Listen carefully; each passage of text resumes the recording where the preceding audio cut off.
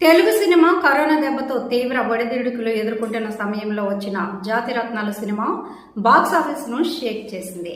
తెలుగు ప్రేక్షకులు కంటెంట్ బాగుంటే కరోనాను కూడా లక్ష్య పెట్టకుండా థియేటర్లకు వచ్చి మరీ సినిమాలను చూస్తారని జాతిరత్నాలు సినిమా నిరూపించింది. నవీన్ పోల్శెట్టి హీరోగా, ఫరియా అబ్దుల్లా హీరోయిన్ గా నటించిన జాతిరత్నాలు సినిమా ట్రెండ్ సెక్టర్ గా నిలిచింది. సినిమా అంటే ఇలా కూడా ఉంటుందా, కామెడీ అంటే ఇలా కూడా చేయవచ్చా అంటూ ఫిలిం మేకర్స్ సైతం నోర్లు వెళ్లబెట్టి చూసే విధంగా ప్రతి ఒక్కరిని నవ్వించే విధంగా జాతిరత్నాలు సినిమా నిలిచింది. జాతిరత్నాలు 4 ఏళ్లు పూర్తి చేసుకున్న సందర్భంగా ఫరియా సోషల్ మీడియా ద్వారా స్పందించింది.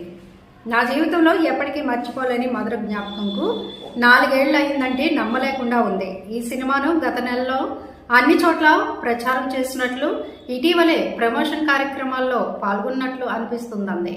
జాతిరత్నాల సమయంలో పొందిన అనుభూతులను ఇప్పుడు మిస్ అవుతున్నానంది.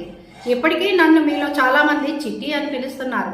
అలాంటిది అప్పుడే 4 ఏళ్లు పూర్తి కావడం అనేది ఆశ్చర్యంగా ఉందంటూ ట్వీట్ చేసింది.